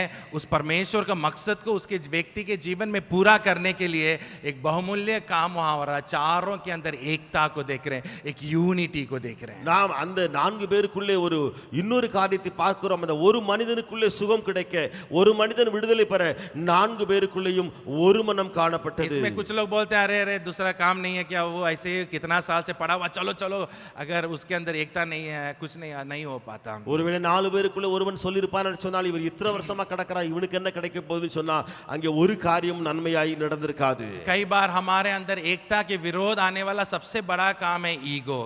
நமக்குள்ளே ஒரு மனம் குறைவாக அல்லது ஒரு மனம் வராமல் இருப்பதற்கு பெரிய காரணம் நமக்குள்ளே காணப்படுகிற ஈகோ. हम कभी कभी कंपेयर करते हैं, कभी कभी हमारे अंदर एक इनसिक्योर फीलिंग आता है और तुरंत ईगो आता है। நாம் கம்பேர் பண்ண ஆரம்பிக்கிறோம், நமக்குள்ளே ஒரு இன்செக்யூர் ஃபீலிங் வந்து விடுகிறது. ஆகையினாலே இப்படிப்பட்ட காரியம் நடைபெறுகிறது. लेकिन वो ईगो का एक बड़ा एंटीडोट है टू हैव ए ग्रैटिट्यूड। அந்த ஈகோவுக்கு ஒரு பயங்கர மாத்திரை ஒன்று இருக்கிறது, ஆன்டிடோட் ஒன்று இருக்கிறது. சரி பண்ண அதற்கு நன்றி அறிதல் உள்ளவர்களாய் இருக்க வேண்டும். Maybe I am not fit, I am not capable, maybe I am not smart, but God has given me this responsibility.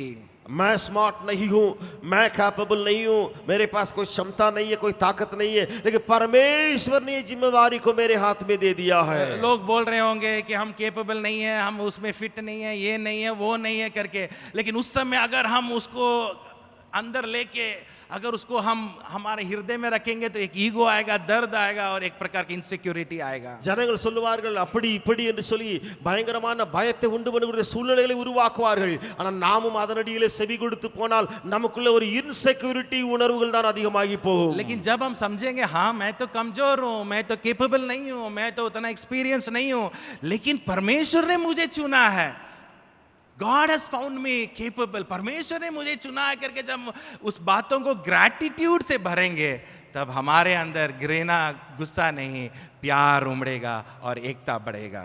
உண்மையிலேயே நான் பலவீனன் தான், ஆனால் தேவனோ என்னை தெரிந்து கொண்டிருக்கிறாரே என்று சொல்லி அந்த நெகட்டிவான வார்த்தைகளையும் அந்த பலவீனமான காரியங்களையும் நாம் நன்றி உள்ள வார்த்தைகளாய் மாற்றும் பொழுது நம் மூலமாய் தேவன் பலத்த கிரியை செய்ய முடியும். एक छोटा घटना को बोल के मैं अंत करता हूँ। एडवर्ड किम्बल करके एक संडे क्लास टीचर था। எட்வர்ட் டிம்பல் என்று சொல்லி ஒரு சண்டே கிளாஸ் டீச்சர் இருந்தார். ஒரு சின்ன சம்பவத்தை சொல்லி நான் முடிக்கிறேன். वो एक डरपोक था, उतना उसके अंदर हिम्मत नहीं था, वो डरपोक स्वभाव का था। அவர் பயந்தாங்குழியா இருந்தார், அவருக்குள்ளே தைரியம் இல்லாதவர்களாய் இருந்தார். तो उसके संडे क्लास में डीएल मूडी बैठता था। அவருடைய சண்டே கிளாஸ்ல டிஎல் மூடி வந்து அமர்ந்திருப்பார். आप जानते हो कि डीएल मूडी एक परमेश्वर का बहुत फेमस एक पावरफुल मैन ऑफ गॉड நாம் था। அறிந்திருக்கிறோம், டிஎல் மூடி தேவனுடைய வல்லமையாய் பயன்படுத்தப்பட்ட தேவ ஊழியராய் இருந்தார். और ये डीएल मूडी उस संडे क्लास में बहुत टूटा हुआ हालत में, शांत, बोलता नहीं था, इस प्रकार के हालत में बैठता था। அந்த டிஎல் மூடி பேசாம உடைந்த நிலைமையில அமைதியாய் உட்கார்ந்து கொண்டு வந்தார். तो ये एडवर्ड किम्बल बहुत बस वैसे बात करें या ना ही करें, बात करें नहीं, डर लगता था क्योंकि इसके अंदर शाई टाइप का था। लेकिन एक दिन हिम्मत के साथ वो एक फैक्ट्री में जब डीएल मूडी काम कर रहा था, जाके उससे बात करके परमेश्वर के बारे में कहा और वो उद्धार को प्राप्त किया। இந்த எட்வர்ட் அவர்கள் அந்த டிஎல் மூடியை பார்த்த உடனே பேசக்கா பேசண்டாமா என்று சொல்லி தயக்கம் பாராட்டி ஒரு நாள் அந்த டிஎல் மூடி வேலை பார்த்து கொண்டிருந்த ஒரு கம்பெனிக்கு போய் எப்படியாவது அவட்ட பேச வேண்டும் சொல்லி இந்த சண்டே கிளாஸ் எடுத்தவர் அவரிடத்துல போய் இயேசுவை குறித்து அறிவித்து அதன் மூலமாய் டிஎல் மூடி ரட்சிக்கப்பட்டார். और हम जानते हैं डीएल मूडी को परमेश्वर कितना लाखों के लिए परमेश्वर ने इस्तेमाल किया நாம் அறிந்திருக்கிறோம் டிஎல் மூடி அவர்களை தேவனாய கர்த்தர் லட்சக்கணக்கான ஜனங்களுக்காக और பயன்படுத்தினார். उसकी सेवकाई के द्वारा एफबी मेयर करके वो ये परमेश्वर का बड़ा दास परमेश्वर में आया அவருடைய ஊழியத்தின் மூலமாக எம்பி மேயர் என்று சொல்லி ஒரு பெரிய ஊழியக்காரர் தேவனுடைய ஊழியக்காரர் ஒருவர் और உருவாகினார். इस एफबी मेयर के द्वारा विल्बर चैपमैन करके एक परमेश्वर का दास वो भी परमेश्वर के द्वारा बड़ा इस्तेमाल किया அந்த गया எம்பி மேயர் மூலமாய் கில்பர்ட் சாப்மன் என்று சொல்லி இன்னொரு ஊழியக்காரர் பெரிய தேவ மனிதர் அவர் மூலமாய் और उसके பயன்படுத்தப்பட்டார். द्वारा बिल्ली संडे परमेश्वर में आया அதற்கு பின்பு கிரிசன் என்று சொல்லி ஒருவர் தேவனை ஏற்றுக்கொண்டார். उसके बाद एक बिल्ली संडे एक मीटिंग नहीं जा पाया तो 16 साल का ये मुर्दकाई हैम को वो बेचता है मीटिंग के लिए பில்லி என்பவர் அந்த முர்தகாய் என்று சொல்லி 16 வயது நிரம்பிய ஒருவரை ஒரு கூட்டத்துக்காக அவர் அனுப்பி வைக்கிறார். और ये उसी मीटिंग में बिल्ली ग्राहम बैठा हुआ था அதே கூட்டத்தில் பில்லி கிராம் அமர்ந்திருக்கிறார். बिल्ली ग्राहम मजाक उड़ा रहा था कि छोटा लड़का क्या कर रहा है इस प्रकार का அந்த பில்லி கிராம் அமர்ந்து கொண்டு 16 வயசு பையன் வந்திருக்கிறான் இவன் என்ன செய்ய போறான்னு சொல்லி கேலி கிண்டல் பண்ணி लेकिन उसी கொண்டிருந்தார். मीटिंग में परमेश्वर ने बिल्ली ग्राम को छुआ और जानते हैं बिल्ली ग्राम को परमेश्वर ने कैसे அதே इस्तेमाल किया கூட்டத்தில் பில்லி கிராமை தேவன் தொட்டார். பில்லி கிராமை தேவன் எப்படி வல்லமையாய் பயன்படுத்தி வந்தார். लेकिन अब इसको शुरुआत को देखेंगे एक साधारण संडे क्लास टीचर அது ஆரம்பத்தை பார்த்தால் ஒரு சாதாரணமான சண்டே கிளாஸ் டீச்சர் वो सोच सकता था ये सुधरेगा नहीं बेचारा इसको बोल के क्या फायदा है करके वो सोचता या तो हम क्यों बोले करके हेसिटेट कर सकता था ஒருவேளை அந்த ஊழியக்காரர் யோசித்திருக்கலாமே நாம் போய் இவரையா கூப்பிடணும் நாம் போய் இவற்றை போய் இயேசுவை சொல்லணும்னு சொல்லி அவர் பின்தங்கி இருந்திருக்கலாமே. लेकिन उसने उसके जीवन में एक प्रभाव का करने he could see in the spiritual eyes ஆனால் அந்த வரை மட்டும் பார்க்காமல் அந்த மனிதர் டிஎல் மூடியை ஆவிக்குரிய கண்களாய் அவர் பார்த்ததினாலே परमेश्वर हमारे अंदर इस प्रकार के इन्फ्लुएंसर एक रेसिलियंस एक स्पिरिचुअल नज़र से देखने के लिए परमेश्वर हमें परमेश्वर के जानकारी में बढ़ने के लिए परमेश्वर हमें सहायता मदद करें இப்படி ஆவிக்குரிய கண்களாக அல்லது ரெசிலியன்ஸோடு கூட பார்ப்பதற்காக தேவன் நமக்கு அப்படிப்பட்ட காரியத்தை தருவதற்கு அவரை குறித்ததான அறிவிலே நாம் வளருவோமாக. एक मिनट अपने आप को जांच अपने आंखों को बंद करें நம்முடைய கண்களை மூடி நம்மை நாமே ஆராய்ந்து பார்ப்போமா? अपने आप को जांचें நம்மை நாமே சோதித்தறிவோமா? क्या हम अपने नीड की जरूरत के कारण वातावरण के कारण लोगों के कारण हम दबाए हुए हैं प्रभावित हुए हैं या हम प्रभावशाली बनने के लिए तैयार हैं நாம் ஜனங்கள் கூட்டத்தின் நிமித்தமாக சொந்த தேவைகள் அதிகமாக இருப்பதினாலே நாமே தாக்கப்பட்டு எங்கேயோ அமர்ந்திருக்கிறோமா அல்லது நாம் ஜனங்களுக்கு தாக்கத்தை உண்டு பண்ணுகிறவர்களாக மாறக்கூடிய ஒரு இடத்துக்கு வந்திருக்கிறோமா? क्या हम छोटे छोटे चोट के कारण हम एक